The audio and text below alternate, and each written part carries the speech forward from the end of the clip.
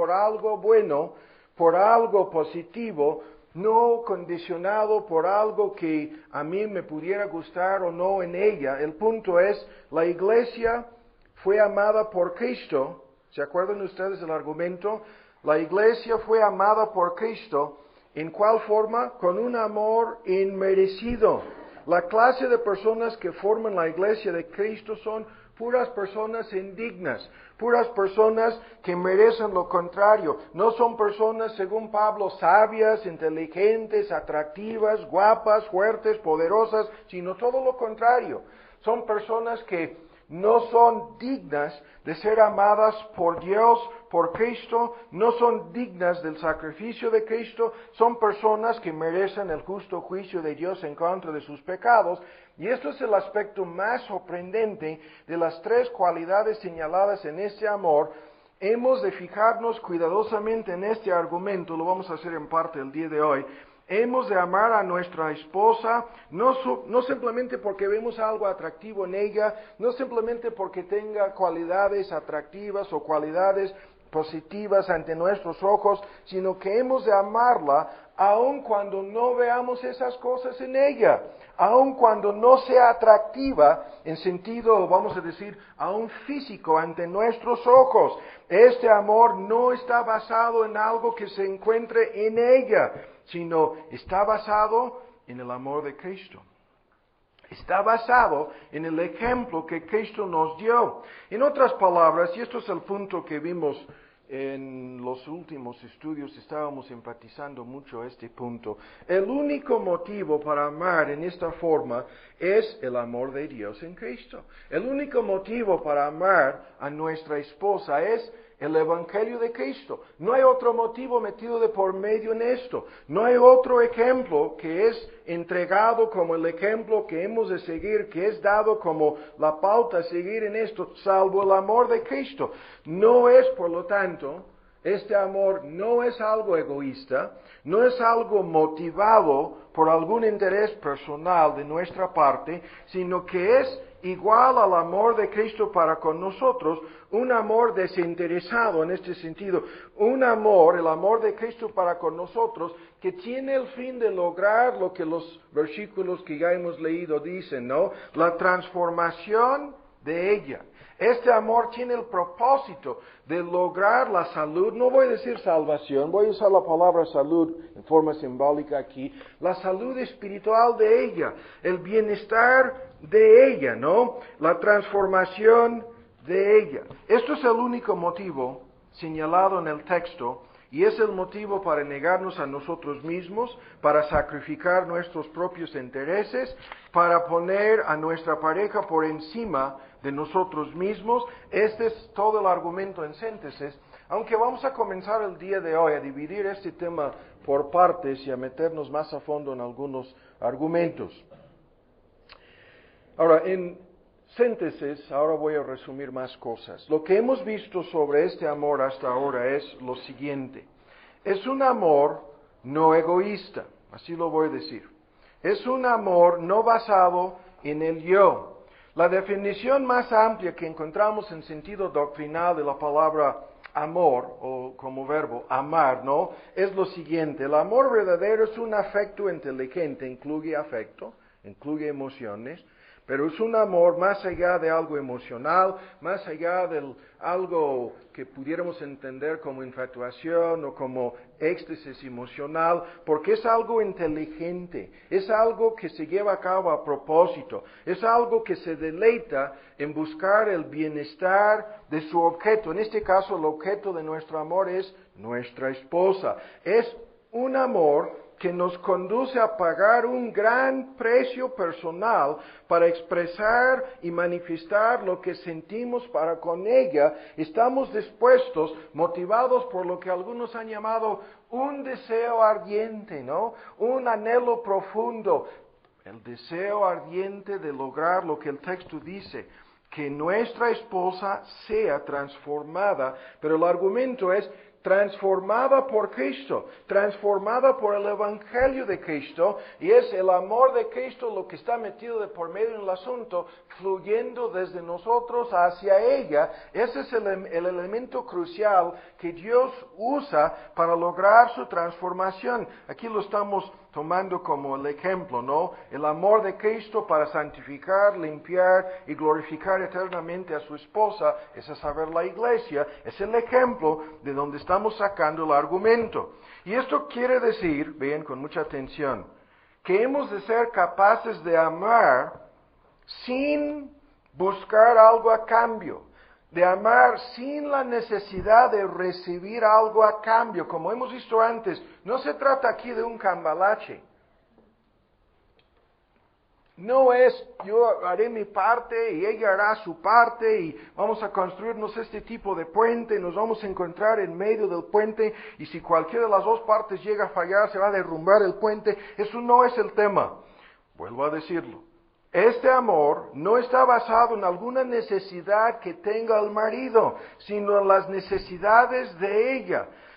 Ahora bien, lo que hemos analizado en el pasado sobre esto es lo siguiente. Cada persona tiene muchas necesidades, ¿no? Estas necesidades de seguridad, de autoestima, de felicidad, de autorrealización, son necesidades psicológicas, emocionales, son necesidades en ese sentido que se encuentran en cada corazón humano, pero no vamos a buscar en nuestra pareja el cumplimiento de estas necesidades. No es la tarea de ella satisfacer todos estos anhelos y deseos que se encuentran en mi corazón.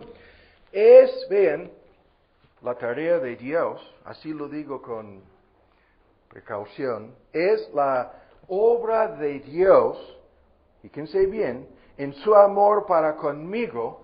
Dios cumple todas estas necesidades que yo tengo de seguridad, de autoestima, de satisfacción personal, de felicidad y gozo. Yo encuentro siendo amado por Dios.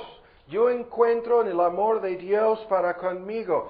Yo encuentro en mi relación personal con el Señor siendo aceptado por Él, conociendo su amor. Yo encuentro en Él todo lo que mi corazón desea y anhela, ¿no? Amando a Dios y siendo amado por Él. Dios cumple con todo este paquete, ¿no? Conociendo la anchura, la longitud, la altura y la profundidad del amor de Cristo, mi corazón se llena de este amor de Dios. Y es a través de la experiencia y el conocimiento personal de este amor que soy capacitado para amar a mi esposa tal como Dios me ama a mí, ¿no? Tal como Cristo me ama a mí. Esto es el argumento en síntesis. Ahora, el día de hoy lo que vamos a hacer es hacer un paréntesis como es nuestra costumbre, ¿no?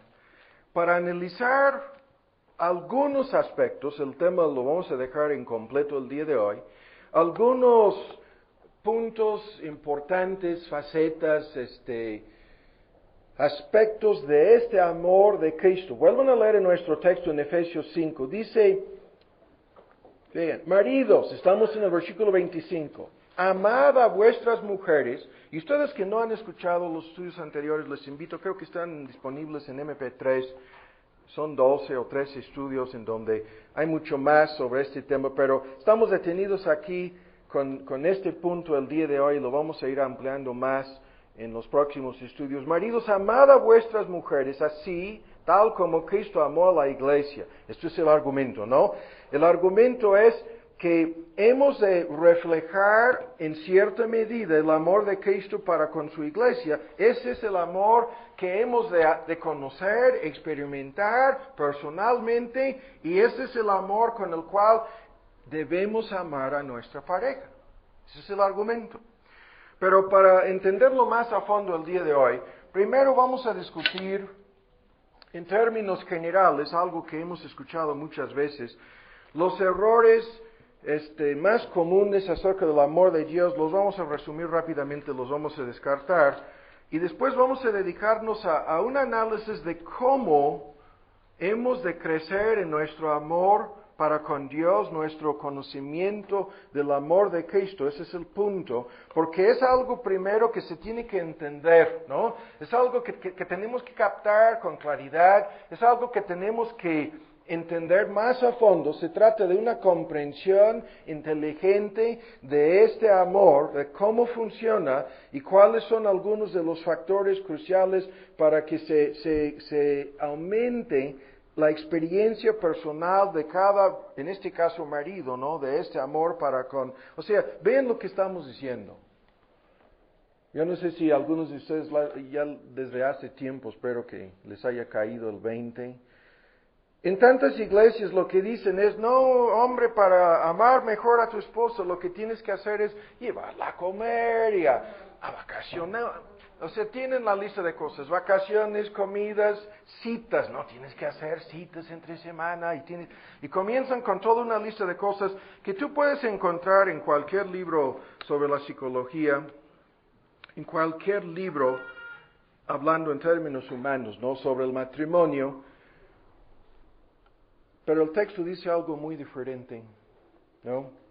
Dice que no debemos poner el enfoque sobre la familia, como lo hacen en muchos contextos, no hay iglesias, ¿no? En donde todo el enfoque es sobre la familia. No debemos poner el enfoque en este contexto, sobre tácticas y métodos y prácticas que pueden servir para fomentar otra vez este gran sentir emocional de estar enamorados nuevamente, de volver a nuestro primer amor y de actuar como si fuéramos jóvenes tontos, ignorantes, inmaduros y necios. No hay nada de eso aquí. Ni vamos a hablar, ni hemos hablado hasta ahora de tales cosas, ¿no? En estos estudios, porque de nada sirven. Ya lo sabemos, lo hemos dicho desde el principio, el hombre, en este caso, no sabe nada sobre el amor, ni la mujer, ya lo hemos dicho. Sobre un matrimonio verdaderamente cristiano, ¿qué saben las parejas en este país? ¿Qué saben en los demás países del mundo? ¿Han visto un verdadero matrimonio? ¿Cuándo fue la última vez que alguien les enseñó sobre cómo entender y conocer y experimentar más el amor de Cristo con el fin de que ese amor sea reflejado hacia su esposa en el matrimonio, ¿no? No sé si me explico. Si lo fuéramos a ver en términos de los 10 mandamientos, si fuéramos a dar la vuelta a la hoja para decir, este gran amor lo tenemos en la forma de síntesis, un amor leal, ningún otro Dios, ¿no? Ha de ocupar nuestros corazones, un amor de fidelidad, ningún ídolo, ¿no? Ocupando ese lugar, un amor de reverencia y respeto, ¿no? El tercer mandamiento en relación con la reverencia y el respeto por el nombre de Dios, un amor de intimidad y comunión, la verdadera adoración, ¿no? Está basada en intimidad y compañerismo y comunión con Dios, el cuarto mandamiento, un amor respetuoso, honrando a nuestros padres y todas las personas, ¿no? Que ocupan un lugar de autoridad, estamos mostrándoles ese verdadero amor en la relación matrimonial, vamos a verlo un momento, todo esto está metido de por medio, un amor inofensivo, ¿no?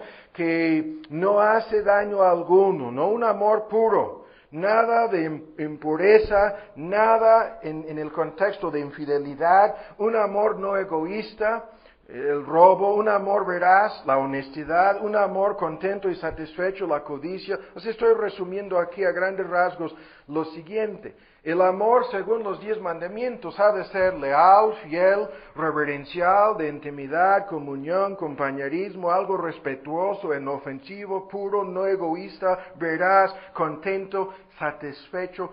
Todo esto lo encontramos ¿en dónde? En los 10 mandamientos, en una fórmula doctrinal. Y en relación con nuestro texto lo encontramos en la persona de Cristo, en su amor para con nosotros.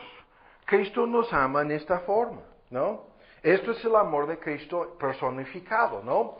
Pero antes de ir más lejos, vamos a descartar rápidamente algunos conceptos erróneos sobre el amor de Dios, ¿no? Y esto lo tenemos que hacer. Incluso tuvimos esa triste experiencia en Gringolandia. Estábamos hablando con una persona que que nos dijo que estaba asistiendo a una de esas mega iglesias en donde el pastor decía cada domingo, todo lo que ustedes tienen que hacer es amar a Dios y amar a su prójimo y ya no tenemos que hablar de otras cosas.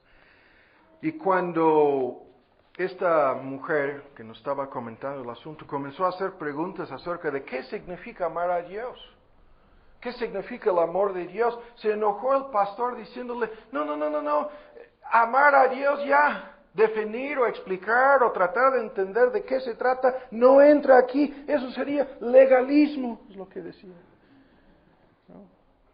Y lo mismo, ¿no? Hasta los inconversos lo entienden. Cuando la mujer dice a su marido, si me amas, y tiene una lista de cosas, ¿no?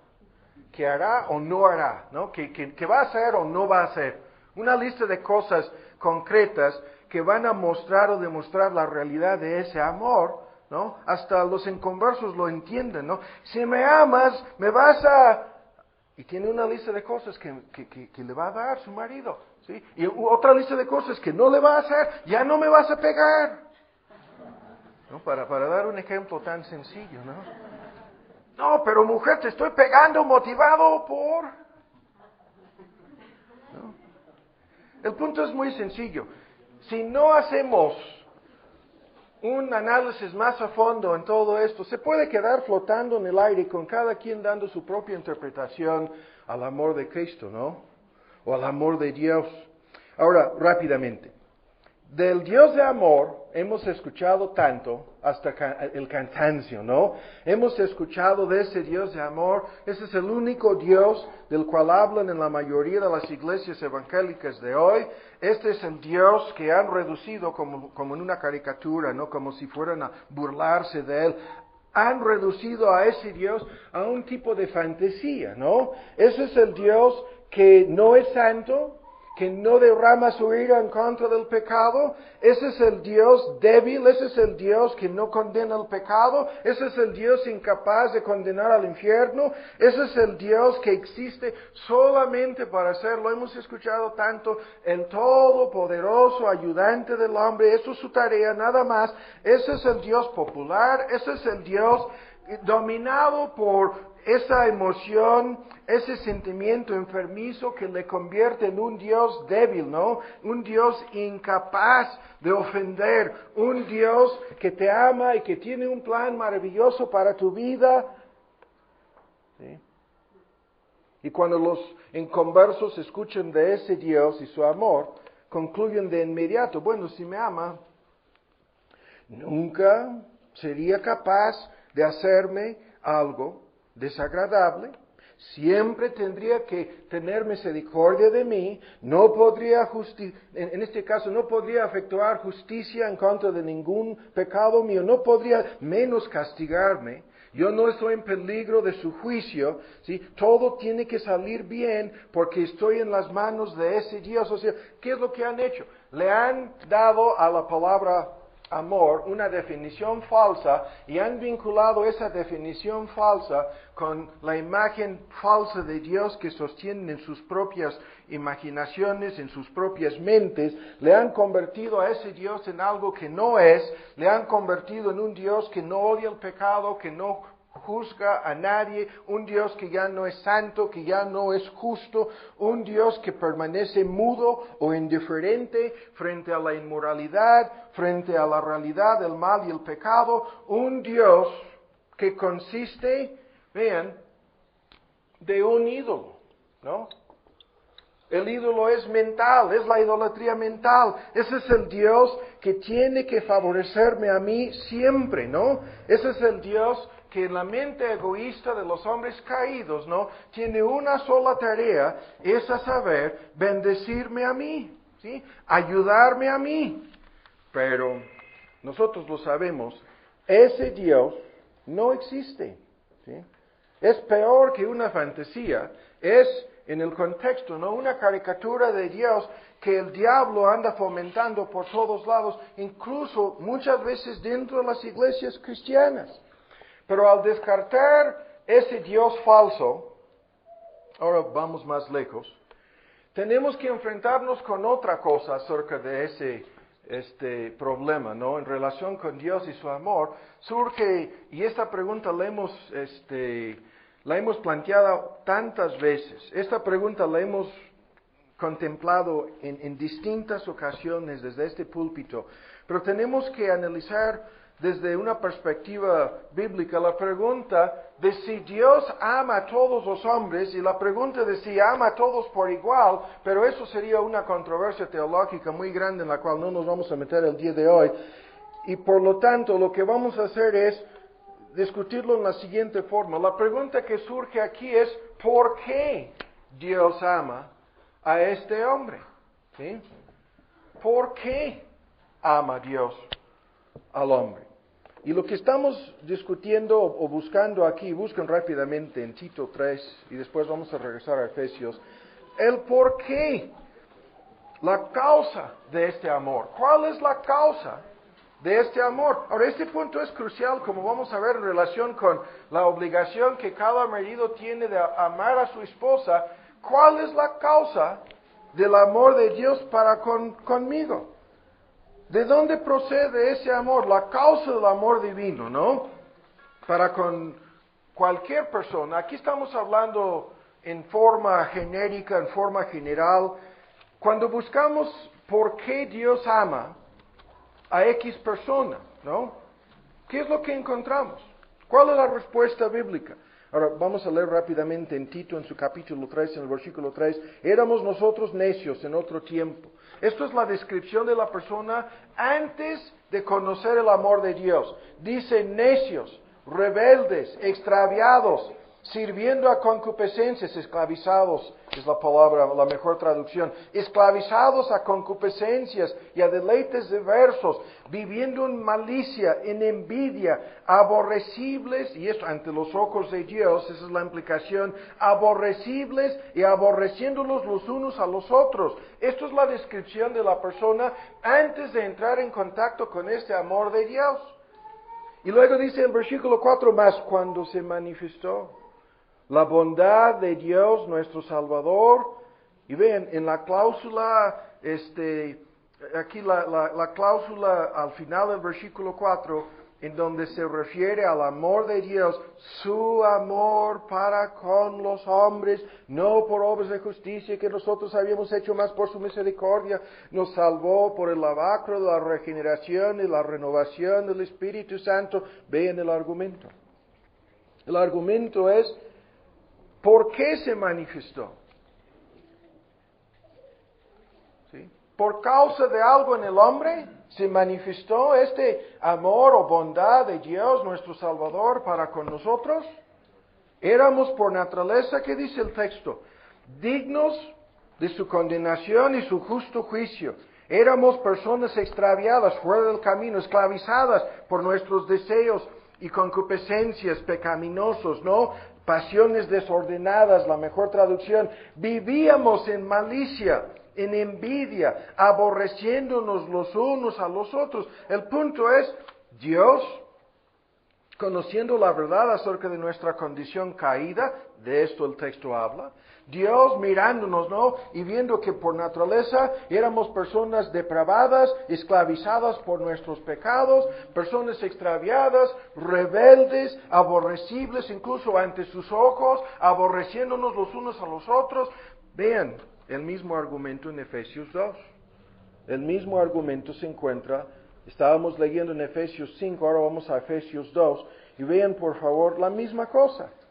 Dice, en otro tiempo, antes de conocer este amor de Dios en Cristo, antes de ser convertidos a Cristo, en otro tiempo, 2:2, anduvistes, vamos a decir, anduvimos conforme a la condición de este mundo. Andábamos así, ¿no? Conforme al príncipe de la potestad del aire y el espíritu, que ahora hablan los hijos de desobediencia, se refiere al diablo, dominados y controlados, ¿no? Por el mundo, por el diablo y por la carne. La triple fórmula, ¿no? Aquí se encuentra el mundo, el diablo y la carne. Y vean la descripción de la carne, la naturaleza humana caída, que nos dominaba antes de conocer el amor de Dios. Dice, entre los cuales todos nosotros también, lo vamos a poner en el pretérito pasado, vivíamos, estábamos viviendo en otro tiempo, en los deseos de nuestra carne. Ya vimos hace algunos estudios que esto es el origen de todos los conflictos en el matrimonio. El deseo de ser primero, ¿no? El deseo de que se haga siempre mi voluntad.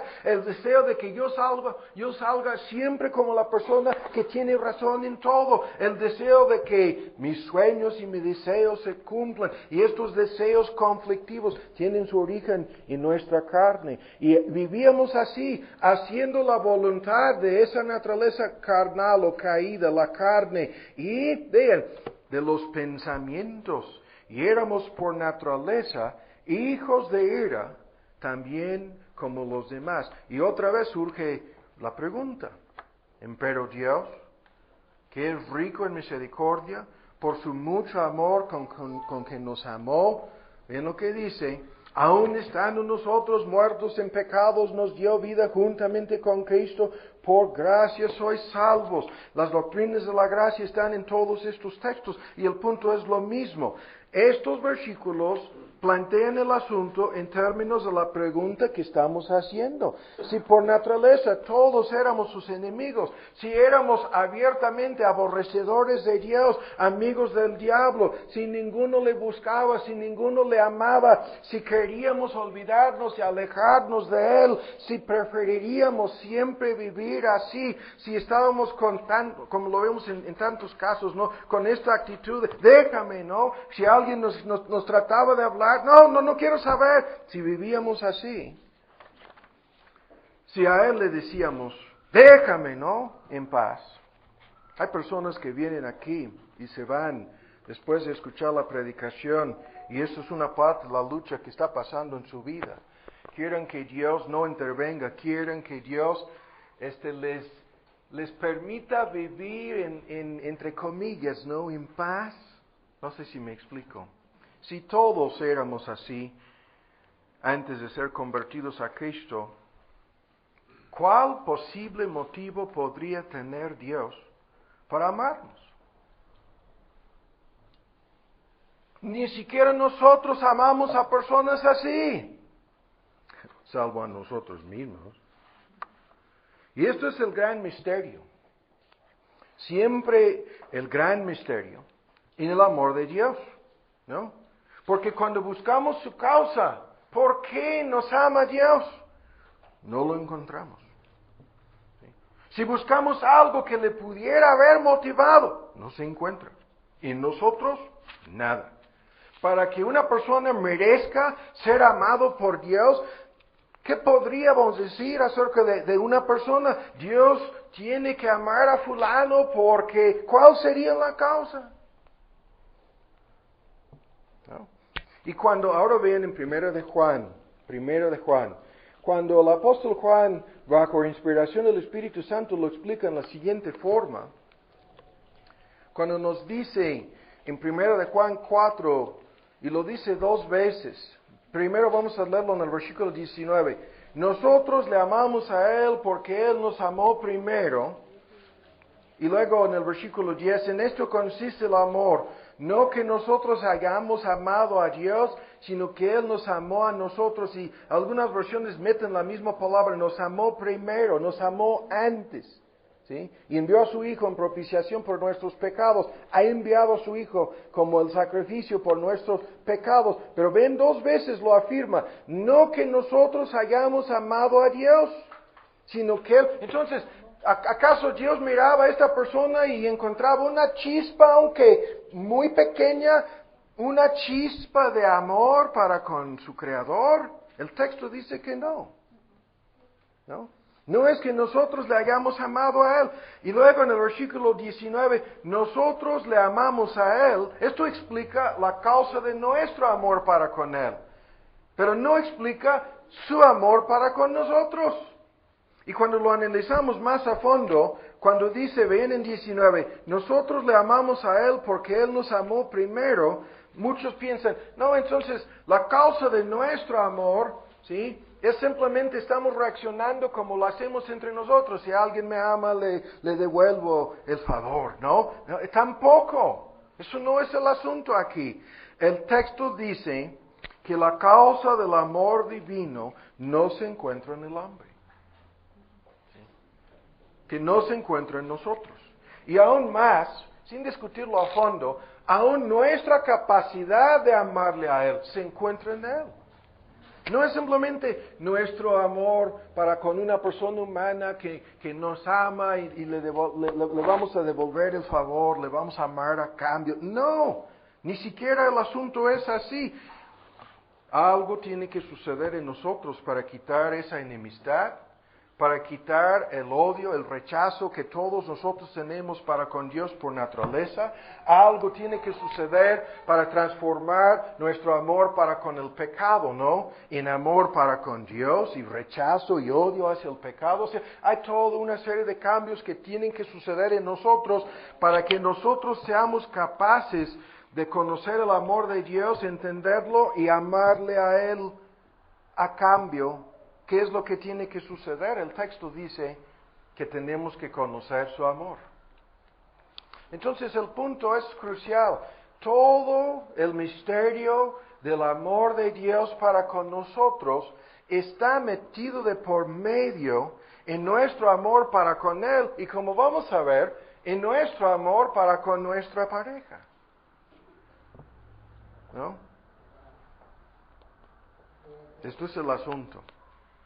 Entonces, ahora llegamos al paréntesis. Después de haber preparado un poco el terreno, ahora llegamos a discutir más a fondo lo siguiente. Si hemos de amar a nuestra pareja, estoy hablando en términos genéricos aquí, incluyendo a los hombres y a las mujeres en el asunto, entonces el prerequisito es que entendamos y conozcamos mejor el amor de Dios y que tengamos más entendimiento de ese amor, que ese amor para con Dios, eso es nuestra respuesta hacia su amor para con nosotros, que ese amor sea más fuerte, creciente, constante, firme. El punto es, ese amor es crucial en todo el asunto. Y nosotros lo entendemos. El amor transforma las cosas, el amor verdadero. Hace que la obediencia sea fácil, ¿no? Hace en nuestra relación con Dios que ninguno de sus mandamientos no sean gravosos o penosos, ¿no? Ese amor para con Dios y su amor para con nosotros, ¿no? Hace que, ¿se acuerdan ustedes? Su servicio sea un gran privilegio y aún más un gran placer. Conociendo el amor de Dios para con nosotros, nos vemos rodeados como si fuera de un tipo de escudo, ¿no? Para protegernos de todos los dardos de fuego del enemigo. Nos ayuda a vencer al diablo, nos ayuda en todas las tentaciones, en todos sus intentos de seducir o engañarnos, conociendo ese amor de Dios cada vez más y mejor, se convierte en una arma poderosa, ¿no? En la vida cristiana, una arma poderosa en contra del enemigo, en contra del mundo, en contra de la carne, se convierte en algo crucial en nuestra relación matrimonial. Y el punto aquí, fíjense bien en lo que estamos diciendo, en la medida en que conozcamos y entendamos y experimentemos más este amor de Dios, nuestro matrimonio será transformado. Siempre cuando vemos, en el caso clásico, un marido abusivo, un hombre que no sabe ni siquiera la primera cosa acerca de cómo amar a su mujer, lo que concluimos es, no hay amor de por medio en el asunto, ¿no? Pero cuando vemos en un contexto cristiano, parejas que se identifican como cristianos, ¿no? Como personas que se han arrepentido del pecado, que se han entregado a Cristo como Señor y Salvador, pero aún así tienen graves problemas y grandes luchas en su matrimonio y a él es muy difícil amarle a ella, no tal como la Biblia lo dice, y viceversa, para ella someterse a ese hombre, para él le parece a veces como la cosa más imposible, pero siempre metido de por medio. Es nuestro tema, falta de amor. Ahora, vean en Gálatas, y voy a hacer un paréntesis entre el paréntesis, ¿no? Para que esto sea más fácil de entender. Esta ilustración es devastador. Fíjense bien en lo que vamos a leer aquí. Vamos a tomar esta descripción del amor que tenemos en mejor no vamos a verlo en Gálatas. Yo lo tengo aquí en los dos ejemplos. Mejor vamos a 1 Corintios 13. Vamos a tomar esta descripción. Es más fácil esta gran ilustración.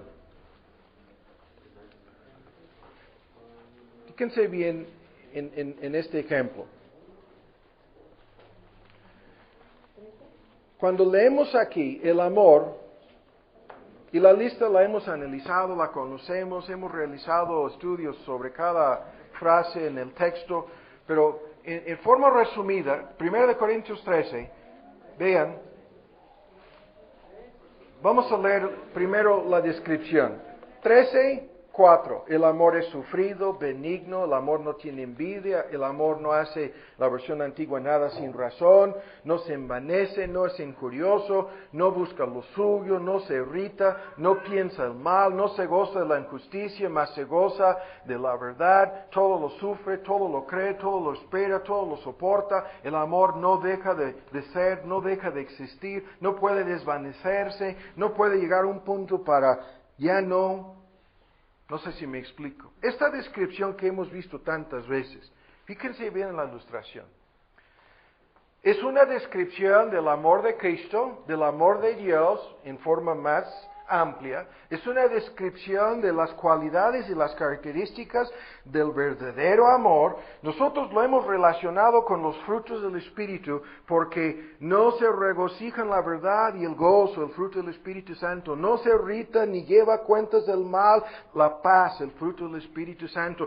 Todo lo sufre, todo lo soporta, la paciencia, la tolerancia, frutos del Espíritu. Es benigno, no tiene envidia, no es celoso, benignidad, el fruto del Espíritu. Es bondadoso, no es indecoroso, y así, ¿no? La fidelidad, la fe, la mansedumbre, la templanza, el dominio propio, los frutos del Espíritu se vinculan en forma directa. Aquí llevo el cuadro, ¿no? Aquí lo hemos repartido para que se haga el vínculo con cada uno de los puntos, pero vean ahora lo que sucede con esta ilustración. Si fuéramos a poner el nombre de alguien en la lista, si fuéramos a personificar estas cualidades, identificando cada cualidad o característica del amor verdadero con el nombre de alguien, ¿qué sucedería? Si fuéramos a poner, mujeres, el nombre de tu marido, como la persona señalada aquí, ¿podríamos leer la lista y meter de por medio el nombre de tu pareja? Les estoy preguntando. ¿Sí o no? No sé si pueden ver o no la naturaleza devastadora de esta ilustración. Si fuéramos a imprimir la lista así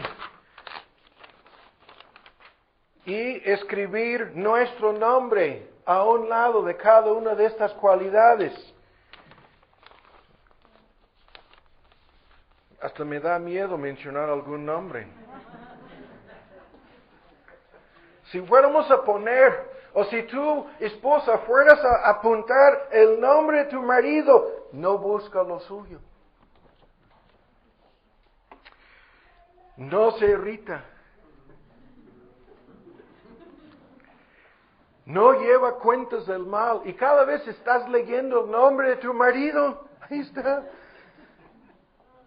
¿Sí? No piensa el mal. Ni siquiera piensa en el mal. ¿Mi marido? Todo lo sufre. Y ya no puede ni pronunciar el nombre de su marido. Ya se le traba la lengua. No tiene envidia. No es celoso. Es bondadoso. ¿Sí? No es injurioso. No es indecoroso. No sé si me explico. No es ostentoso. No se hace arrogante conmigo. Si ahora lo estamos cambiando más. Es ya el nombre de mi marido, ¿sí? Y no es ostentoso para conmigo. No se hace arrogante, mi marido, ¿sí? No se ensancha para conmigo. Es todo lo contrario, es benigno para conmigo. No se irrita conmigo. Y ya se volvió algo aún más personalizado, ¿no? Y ya nos hemos metido todos en graves problemas. Porque de repente nos damos cuenta, es que algunos hacen lo que estoy dando aquí como ilustración, lo hacen como una disciplina cristiana y una forma de autoexamen. Se ponen a leer y meditar en la descripción del amor y cada vez leen su propio nombre y se preguntan a sí mismos si tienen motivo alguno para identificarse personalmente con estas cualidades o atributos del amor verdadero. Y si fuéramos a preguntar a las esposas, si fuéramos a reunirnos aparte después del culto, para saber la opinión de cada uno de ustedes, mujeres, supongo cristianas, casadas con un marido cristiano, ¿podrían decir que sí? Sí, que con gozo y sin miedo pongo el nombre de mi marido en relación con cada... Sería una pérdida de tiempo. No vamos a perder el tiempo. No vamos a engañarnos. No vamos a jugar. No sé si me explico. O si dudan maridos, si dudan varones de lo que estamos diciendo, preguntan. Hagan la pregunta. No sé si me explico. Ya estamos detenidos otra vez para llegar a nuestro tema. Este amor transforma todo, ¿no? Pero no estamos hablando del amor como el mundo lo entiende, ¿no?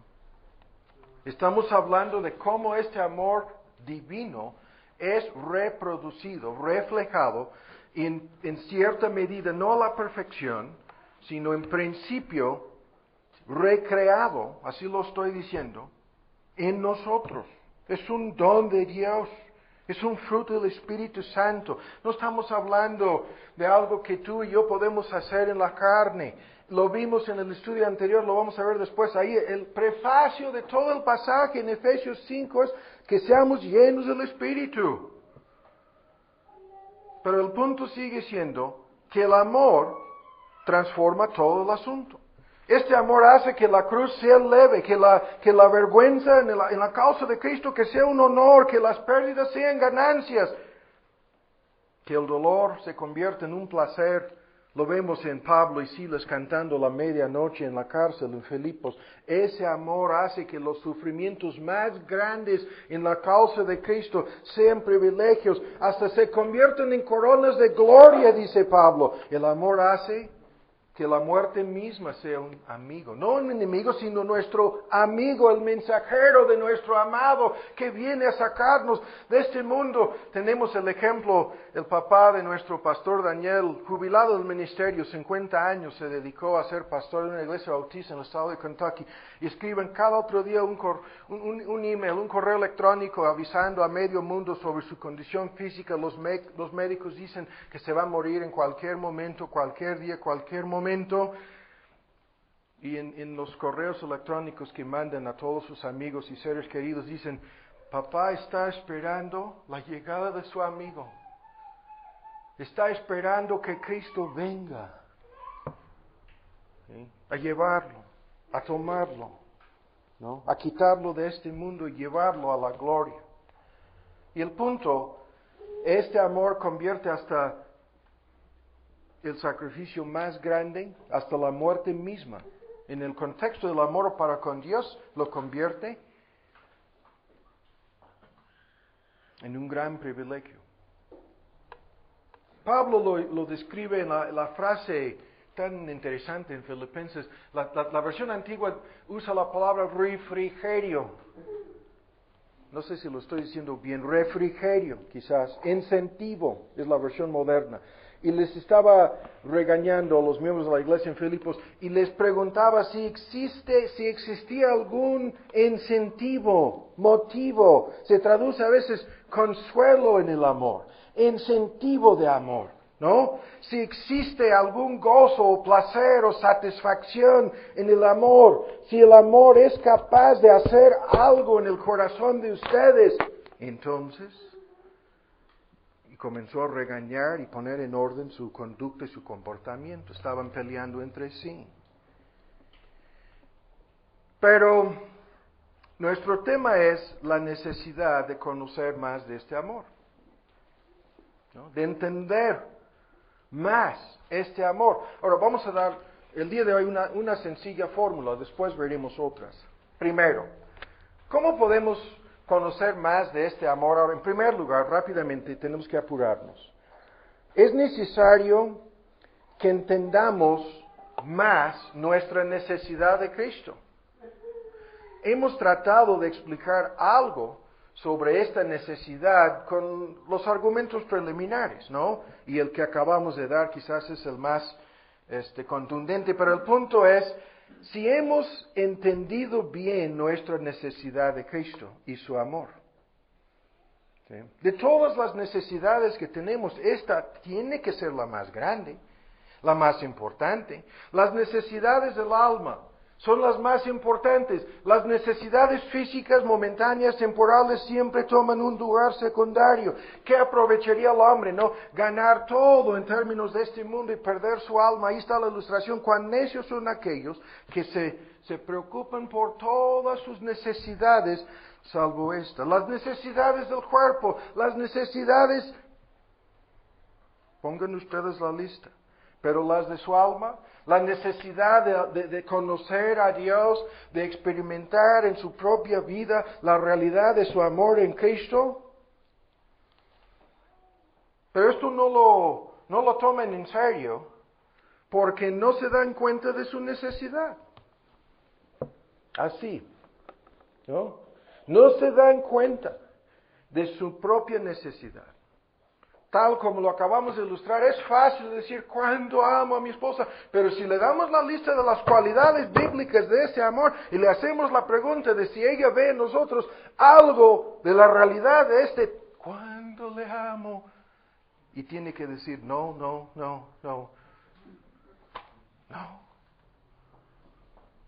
De inmediato nos damos cuenta de que hay algo que no hemos entendido en esto.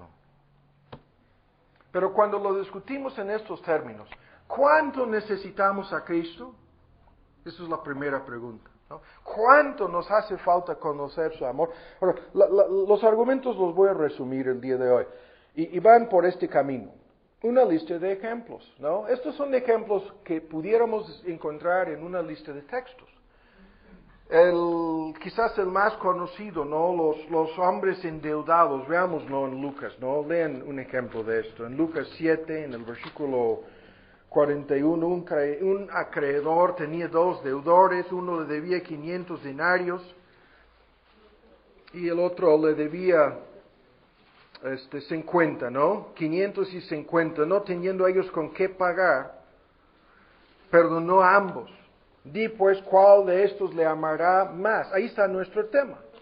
Cristo aquí usa esta ilustración de una deuda y la necesidad de tenerla perdonada, ¿no? Sin discutir las cifras, sin meternos en los detalles.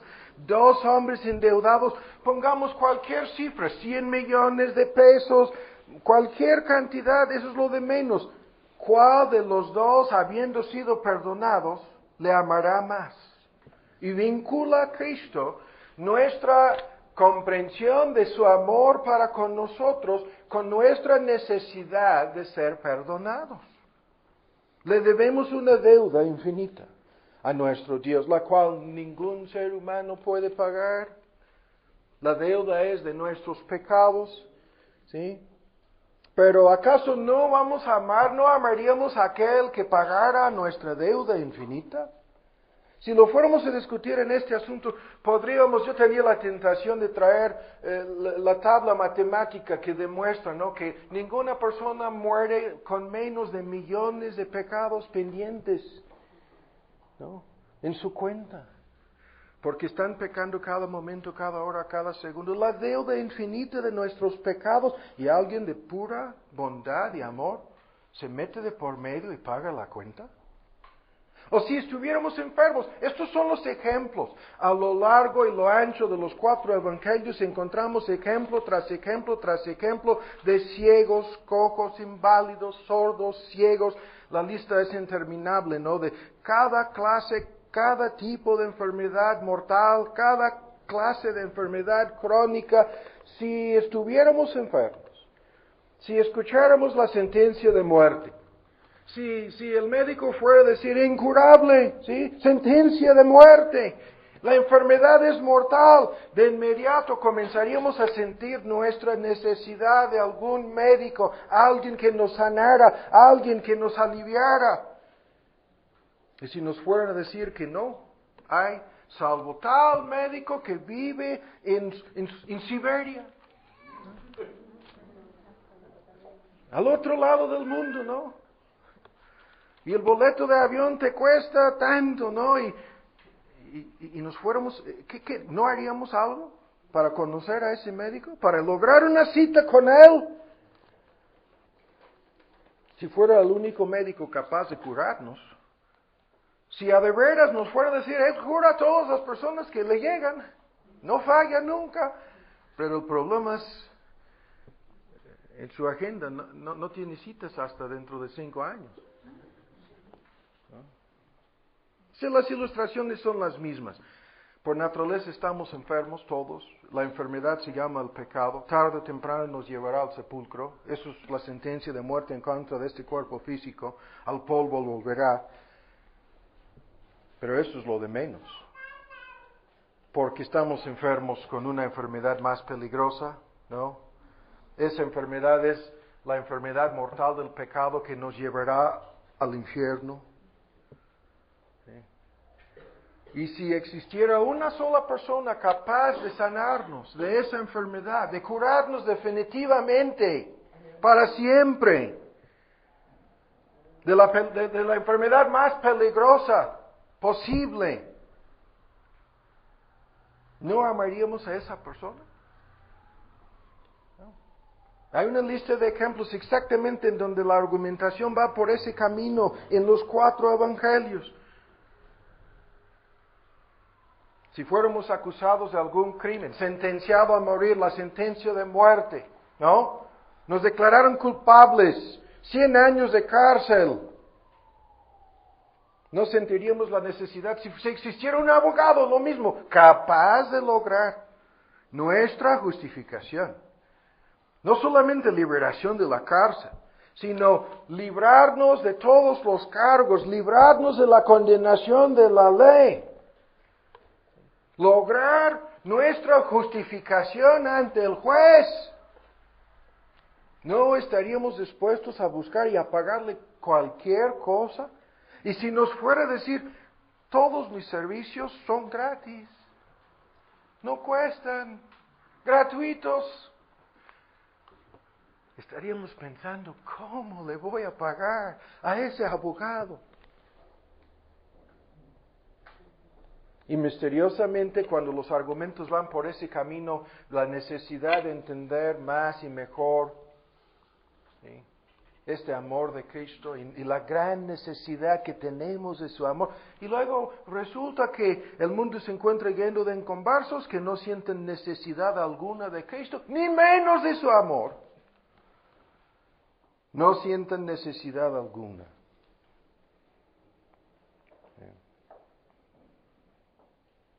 Necesidades espirituales, ni las tienen. Necesidades eternas, menos. Si Él fuera a brindarles alguna ayuda con sus necesidades físicas, materiales, económicas o cosas por... Sí, ya tendrían algún interés en Él. El punto, ¿cómo es que no sienten esa necesidad? ¿Cómo es que no se dan cuenta? ¿Cómo es que ni siquiera les interesa? ¿Sí? Pero nosotros que decimos ser cristianos, la mayoría de nosotros, ¿hasta cuál punto nos damos cuenta de nuestro? Estuvimos enfermos y nos sanó.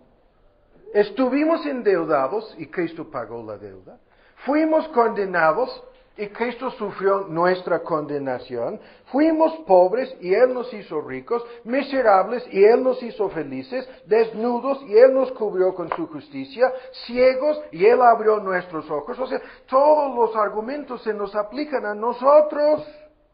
Y aún así, cuán débil es nuestro amor. ¿Qué sucede en este asunto de, me cuesta tanto amar a Dios? ¿O conocer más y mejor el amor de Cristo? ¿Cómo? Esa es la pregunta. ¿Cómo? Entendemos por qué los inconversos no le aman. ¿Sí? No ven necesidad alguna de Él. ¿Sí? Todos aquellos inconversos que no aman a Dios y no conocen el amor de Cristo es porque nunca han estado bajo convicción de pecado, no quieren saber nada de esa realidad, ¿sí? No conocen a Dios, ¿cómo le van a amar? ¿Sí? Están engañados por sus doctrinas y creencias falsas, ¿cómo van a entender que hay un solo camino de salvación? Están bajo el poder dominante, la esclavitud del pecado, son los esclavos voluntarios, ¿no? Que se entregan a ese amo que se llama el pecado y sus corazones están llenos de ídolos, están dominados, ¿no? Por los ídolos del corazón, que pueden ser el poder, el placer, el mundo, el dinero, la soberbia, alguna esperanza vana, alguna felicidad imaginaria, la pura sombra de algo real, llena sus corazones, ¿no? La concupiscencia de los ojos y de la carne y la soberbia de la vida. Y están totalmente distraídos y al mismo tiempo minimizan su necesidad, ¿no? Ya tienen una larga lista de pecados que ya no son pecados. Ya tienen otra larga lista de pudieran ser pecados, pero ya los tienen tan minimizados, ¿no? Tan trivializados. Ya los tratan tanto a la ligera porque están tan acostumbrados a darle rienda suelta al pecado en su vida, en su corazón. Para la mayoría de los hombres en este país, el adulterio es el pecado más mínimo posible que pueden cometer. Hasta se burlan y ponen ahí, es un asunto de los cómicos y los programas en la televisión y el mundo lleno de risa porque el fulano en su adulterio en serie le ha engañado a la pobrecita tantas veces, la tonta. Ni hablar de la extorsión, el robo, la corrupción, la lista. Pongan ustedes la lista. Hoy día, salvo asesinato, realizado muchas veces en el contexto de secuestro o narcotráfico o alguna pugna política, casi la mayoría de los pecados los tienen tan minimizados, trivializados, es la palabra que quiero.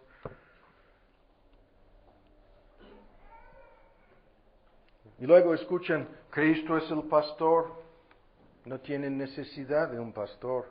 Cristo es aquel profeta, no quieren ser enseñados por Él. Cristo es el único sacerdote, yo no tengo necesidad alguna de un sacerdote, no necesito ser redimido ni reconciliado con el Padre. Sacerdote, Cristo el Rey soberano del universo, y a menos que me sirva para algún interés que yo tenga, no cuento con Él, ni lo necesito. Y la lista es interminable. Cristo es la luz del cielo, pero andan en tinieblas. Cristo da vida eterna, pero estas personas están en la muerte. Están espiritualmente muertas, ni les preocupa la muerte eterna. ¿Sí? Cristo les imparta paz, pero piensan que están disfrutando la esencia misma de felicidad en el pecado. El punto, no ven su necesidad. ¿Sí? Así de sencillo. Y muchas personas no entiendan, los que vienen quizás, algunas personas aquí que nos visitan por primera vez el día de hoy, en el contexto bíblico siempre lo tenemos que decir. El Evangelio te hace sentir mal, ¿no? Porque te obliga a ver tu condición verdadera ante los ojos de un Dios 3 veces santo, tu necesidad de Cristo, que nunca vas a ver hasta que haya algo de convicción en tu corazón. Pero las personas que quieren ir a la iglesia para entretenerse, ¿no? Para disfrutar el ambiente, o porque les gusta la voz del ministro, ¿no? O el lugar es agradable, o porque me van a hablar de un Dios indulgente, ¿no? Un Dios que me ama tanto, que dará luz verde a todo lo que yo le diga. ¿Sí? Esas personas se sienten ofendidas, a veces escandalizadas, como si estuviéramos atacando personalmente a alguien.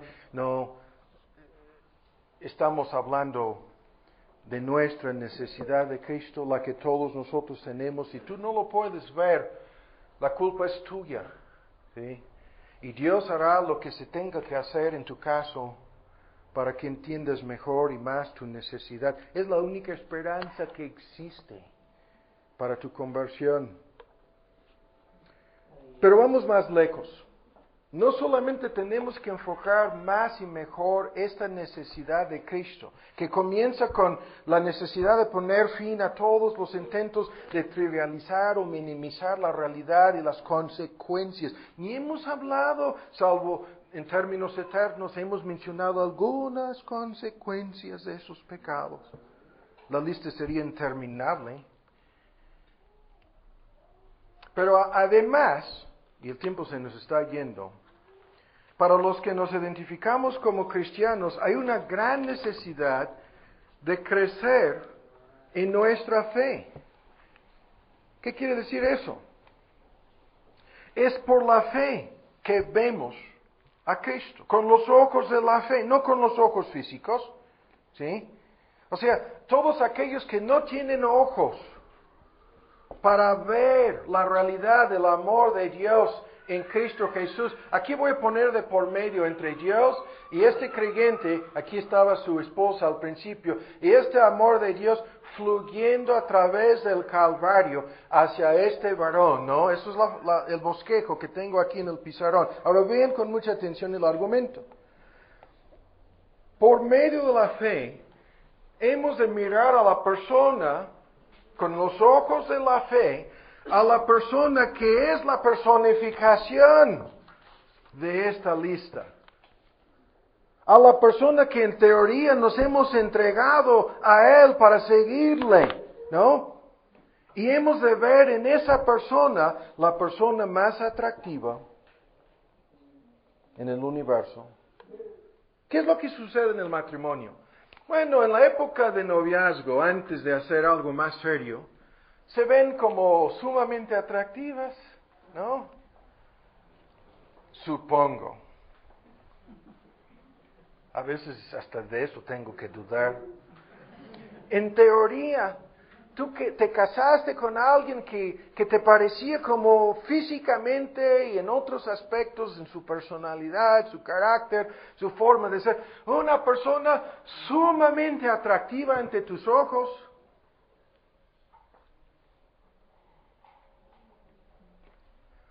Ya publicaron hace poco un estudio en internet en donde decían algunas, la mayoría de las mujeres, es la realidad, se van con el tiempo y se vuelven más atractivas, más guapas incluso. No les voy a preguntar. Pero decían que en el caso de los varones, y tenían ahí hasta simulación con fotos en la computadora, los hombres después de un periodo de tiempo, ¿no?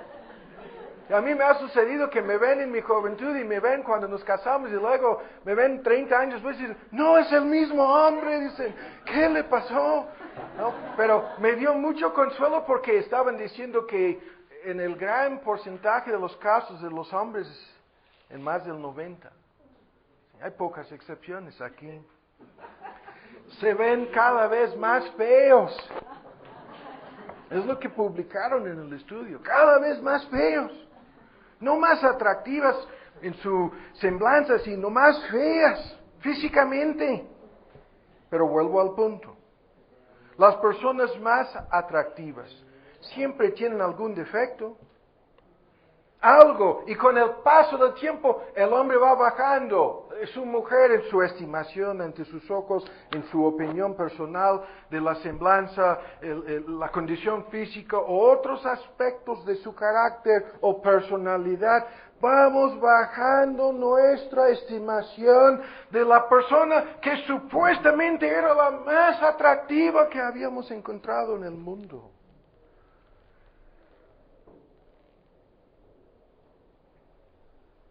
Pero cuando miramos al Señor Jesús y vemos en Él, con los ojos de la fe, la plenitud de virtudes, todas las excelencias, todas las gracias espirituales, todos los frutos, incluso prácticos, del amor, lo que vemos es que Cristo, ante los ojos de la fe, se vuelve cada vez más atractivo.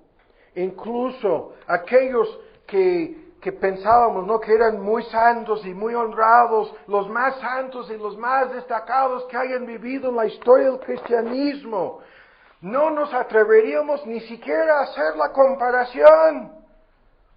En nuestra estimación se vuelven cada vez menos excelentes, cada vez menos atractivos, ¿sí?, sin minimizar sus virtudes. Porque en Cristo hay perfecta mansedumbre, perfecta paciencia, perfecta sabiduría, perfecta santidad, perfecta en su bondad. O sea, Cristo es la esencia de la perfección, ¿sí? En su amor, en su misericordia, en su bondad, en su santidad, en su gracia, hasta sus enemigos.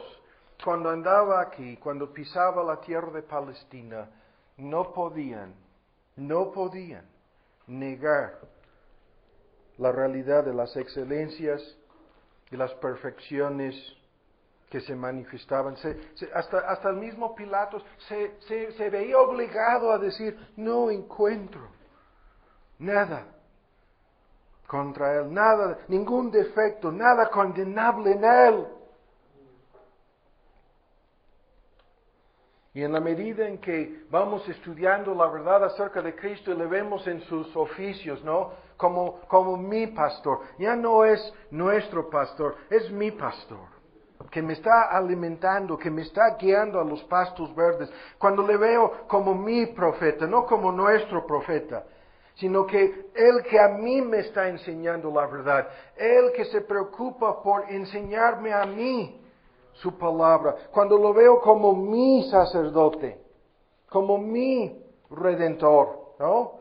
Como mi intercesor, como mi rey. Y el punto lo vemos en una larga lista de ejemplos y se vuelve algo tan interesante porque cuando vemos Pablo en diferentes contextos hablando de Cristo en estos términos, cantábamos al principio del culto acerca de cuán grande es esta amistad, ¿no? Y cuán íntimo es este amigo que tenemos, nuestro amigo, nuestro esposo, ¿sí? El que tiene la relación más íntima posible con nosotros.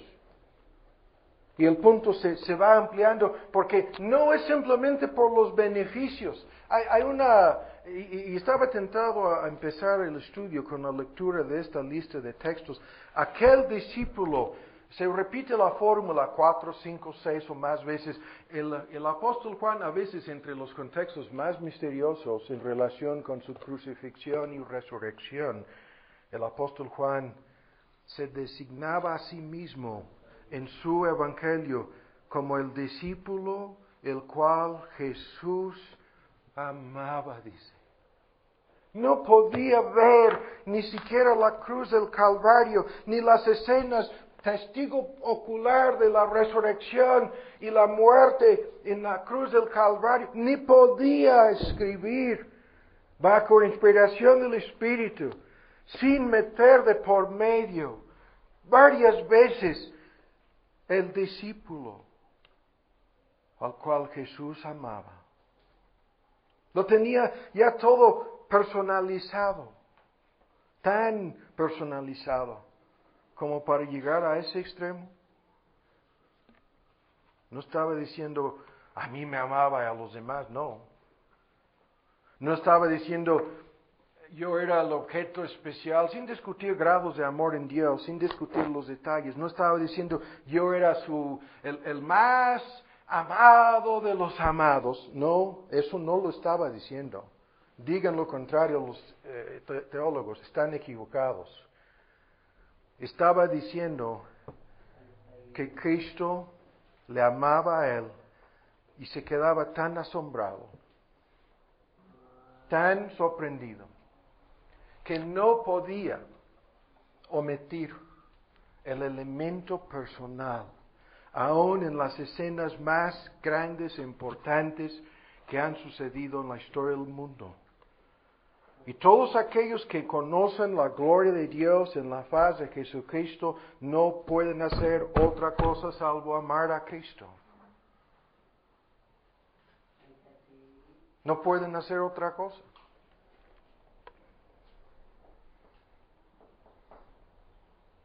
Y cuando entendemos que no lo merecemos, ¿sí?, que no es algo egoísta de su parte, lo que hemos leído para santificarla, ¿no?, para perfeccionarla, para glorificarla. Este mismo Cristo que nos ama tanto, que se entregó para darnos vida, perdón, paz, consuelo, gozo, santificación, felicidad eterna, satisfacción para siempre, los beneficios que recibimos. Ni siquiera estos beneficios bastan para entender el asunto. Eso sería algo totalmente egoísta de nuestra parte, y lo es al principio. Y cuando vemos que su amor para con nosotros es eterno, que nos amó antes de la fundación del mundo, que escribió nuestro nombre en su libro de vida antes del comienzo de los tiempos. Cuando entendemos que su amor para con nosotros no cambia ni puede cambiar. Cuando vemos que no nos amará más mañana de lo que nos ama hoy. Cuando lo vemos así como algo tan grande, tan personal, su amor particular para conmigo. El hecho de que yo tenga parte en su amor. Cuando comenzamos a verlo en estos términos, y tenemos que decir, mirando a la cruz del Calvario, me amó a mí. Estas son las palabras apostólicas de la boca del apóstol. Me amó a mí y se entregó a sí mismo, ¿no?, para salvarme a mí. Me redimió con su sangre. ¿Sí? Está intercediendo a favor mío. Vendrá en un día futuro y vendrá para sacarme a mí de este mundo. Y ya está preparando un lugar para mí. Lo estoy diciendo así, aunque hay que tener cuidado. Yo no les recomiendo que oren así, menos en forma pública, sin discutirlo, ¿no? Hay algo que a mí me incomoda cuando escucho las personas orando en forma pública. Dios mío, Padre mío, sin discutirlo el día de hoy. Esto es algo privado y personal. No sé si me explico aquí. Los ejemplos bíblicos son nuestro Padre, ¿sí?, nuestro Señor, nuestro Salvador. Aunque decimos mi Señor, mi Padre, mi Salvador, mi amante, no debemos pasar por alto los dos aspectos. Es como si nosotros fuéramos la única persona en el mundo, por un lado, Y Dios es capaz de amarnos a cada uno de nosotros por igual, y así lo hace. Y en forma colectiva. ¿Sí? El elemento egoísta es lo que a mí me da miedo cuando escucho a personas diciendo, mi Dios, te pido que hagas esto por mí. El salmista oraba en privado así. Sin discutirlo, estoy señalándolo como algo que merece una consideración. No te vamos a condenar si salen esas palabras de tu boca en una reunión pública. No quiero que tengas miedo, eso no es mi punto. Lo que estoy tratando de decir aquí es, este elemento personal que tú y yo podemos ver solamente con los ojos de la fe, se convierte, y ya tenemos que terminar, se convierte como un factor crucial en nuestro amor para en el contexto del matrimonio, la persona que supuestamente amamos más que cualquier otra persona sobre la faz de la tierra, más que cualquier otra persona en este mundo, ¿no? La persona es nuestra pareja. Pero vamos a terminar. A medias, llegamos como siempre sucede, ¿no? Pero vamos a terminar preguntándonos, ¿hasta cuál punto afecta este amor de Cristo nuestro matrimonio? No estoy diciendo, si quieres tener un matrimonio feliz, ¿no? Debes hacer tal o cual cosa. Si quieres ganar el corazón de tu pareja, tienes que gastar tanto dinero e ir de vacaciones a Acapulco. No, eso sería absurdo. A la luz de lo que hemos escuchado, espero que vean cuán absurdo. Lo que estoy preguntando es, ¿hasta cuál punto está metido de por medio en tu matrimonio el amor de Cristo? Maridos, dice, amad a vuestras mujeres, así como Cristo amó a la iglesia y se entregó a sí mismo por ella. Y todos los maridos presentes hemos fallado, ¿no? ¿Algún hombre se atrevería a decir lo contrario? No creo, ni menos el que está parado en el púlpito.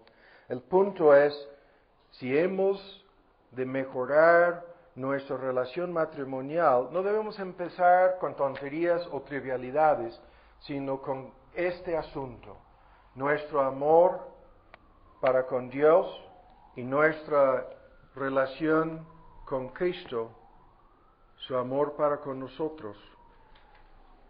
Y esa es la única forma en que Dios comenzará a producir y reproducir en nosotros, en cierta medida, ese amor divino.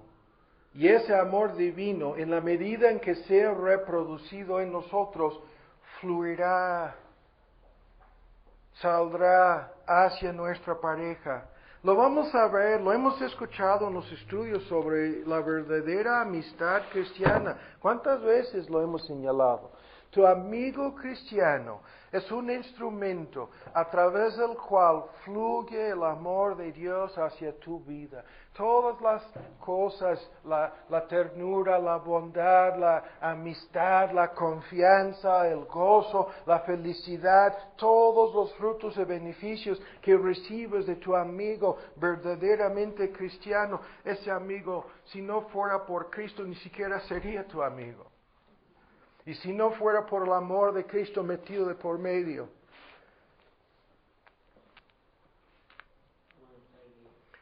Nos van a venir a visitar, si Dios quiere, en los próximos meses, varios amigos, algunos pastores y otros. Yo he estado rogando con algunos amigos míos en Gringolandia, diciéndoles, ustedes tienen que conocer a estos amigos cristianos en México. No conocen de vista, tienen algunos nombres de algunos de ustedes, y yo les he dicho, en el momento en que comienzan a hablar, van a sentir la realidad de este amor. No es el amor del mexicano hacia el norteamericano, ni viceversa.